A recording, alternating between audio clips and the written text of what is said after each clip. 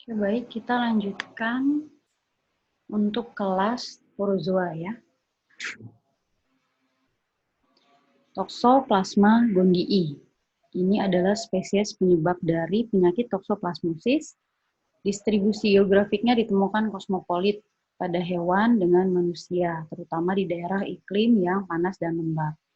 Hospes definitifnya itu adalah kucing, jadi fase seksual akan terjadi di kucing, kemudian hospes perantaranya ini ada banyak, manusia, mamalia lainnya seperti tikus, sapi, babi. Ya, ini adalah hospes perantara dari si Toxoplasma gondii.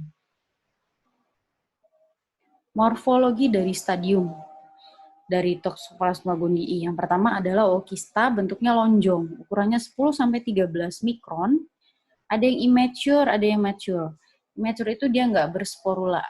Kalau yang mature bersporula, ini adalah ookista yang bisa berkembang. Nanti ookista yang matur ini kalau misalnya makan oleh si hospes definitif atau perantara lagi, itu akan berkembang menjadi sporokista dan akan berkembang menjadi sporozoid. Nah, dia terdapatnya di mana? Dia terdapat pada tinja kucing.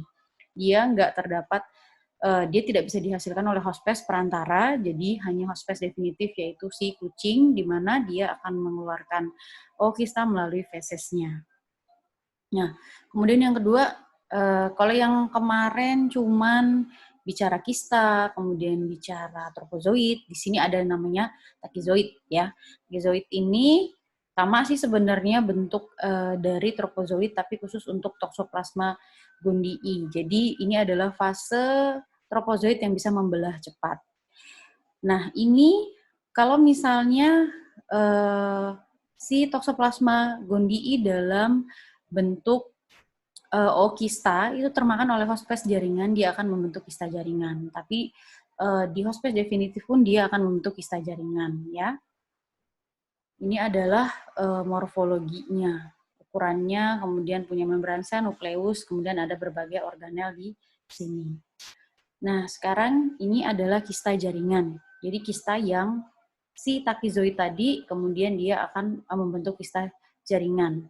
Terdapat di sel otot atau jaringan. Nah, kalau kita, toxospes perantara manusia, tikus, dan lain-lainnya, kalau si toxoplasma ini kita hanya akan ada ini. Nggak ada fase seksual di dalam tubuh manusia yang terinfeksi dari toxoplasma gondii. Ya. Nah, ini adalah siklus hidupnya, jadi kita mulai dari ookista yang dikeluarkan dari si kucing ya, melalui feses. Nah, jadi ookista ini bisa kemakan hospes perantara tikus atau burung atau terkontaminasi ke air atau ke tanaman-tanaman ya.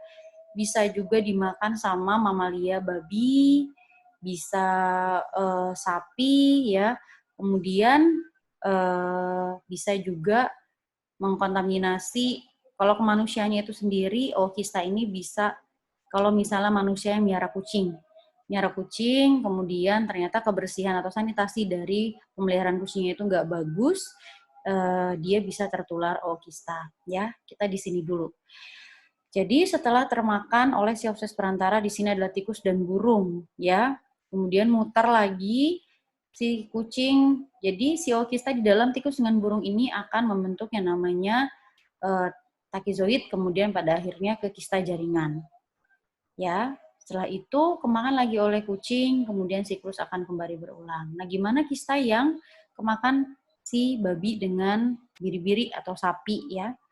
Nah, jadi kalau misalnya di dalam babi ini nanti akan ada yang namanya kista jaringan ya, sama ya. Kalau hospes perantara itu pokoknya kalau udah makan ookista dia pada akhirnya bentuk takizoid, kemudian kista jaringan. Dia nggak ngebentuk lagi yang namanya fase seksual untuk membentuk ookista lagi.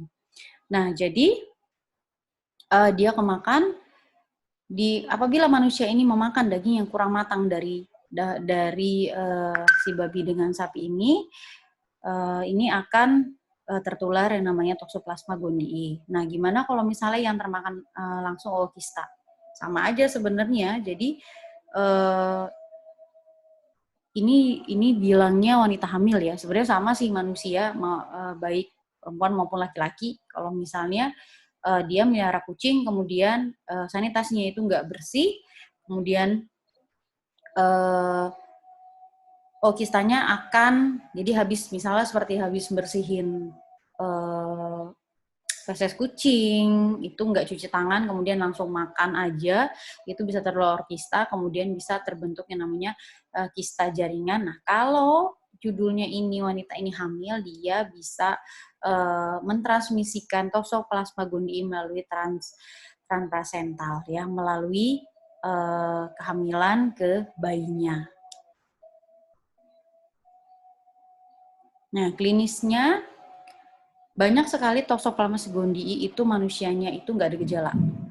Cuma flu, sakit kepala ringan, karena dia kalau judulnya udah bentuk kista jaringan, dia dalam kondisi dorman.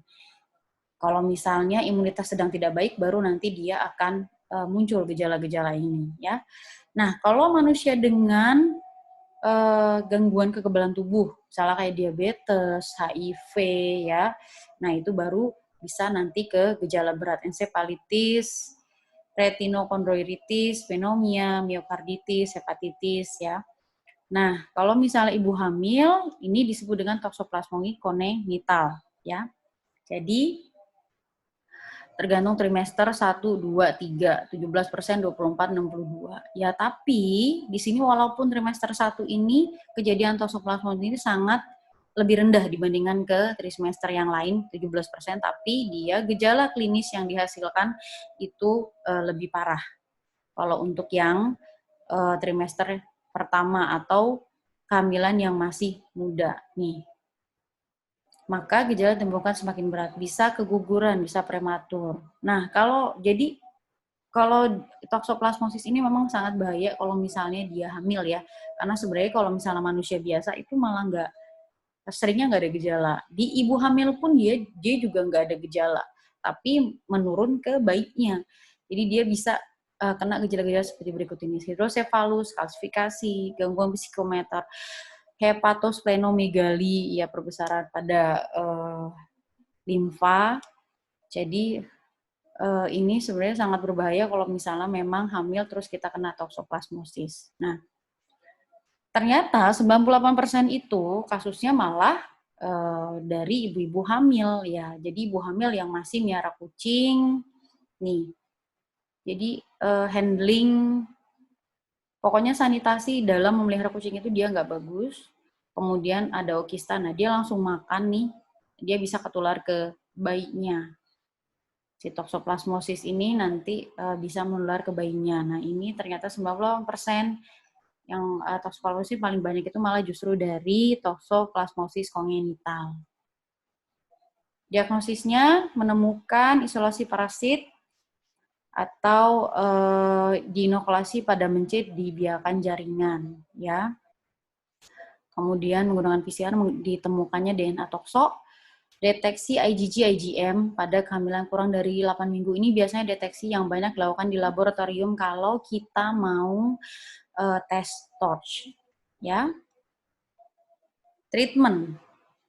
Treatmentnya kalau misalnya yang manusia yang sehat, kemudian kena tokso, ada gejala, tapi biasanya jarang, ya.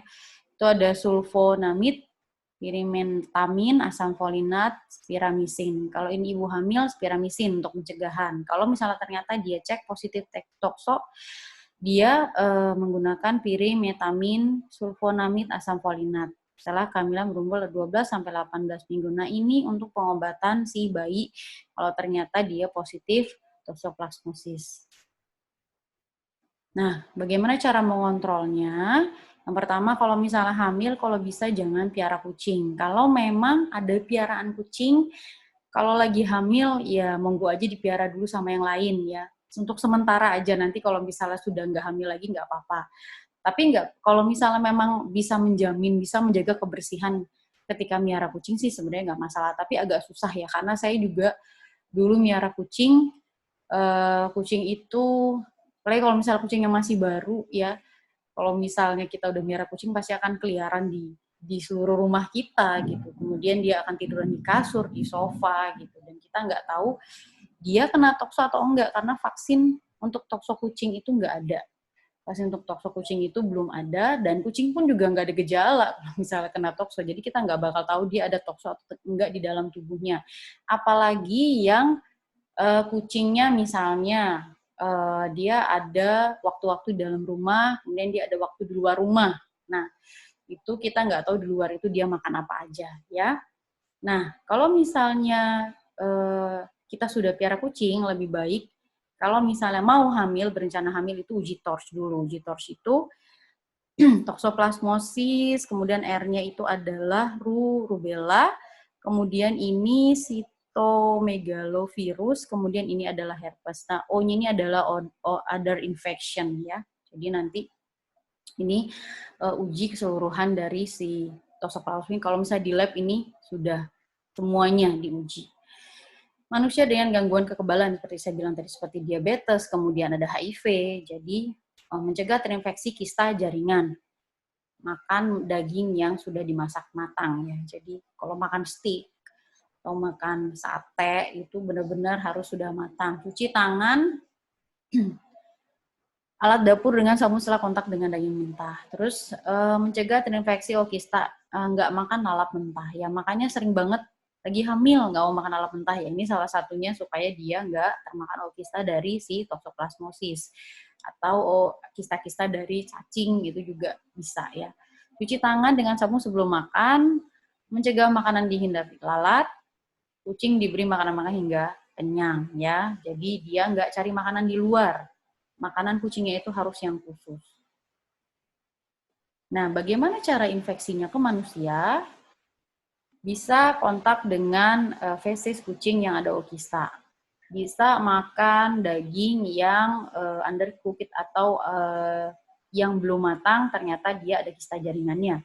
Bisa terkontaminasi dari sayur dan buah-buahan yang ternyata ada kistanya, terkontaminasi kista. Nah, bisa secara transaplental yang seperti saya bilang tadi, ya.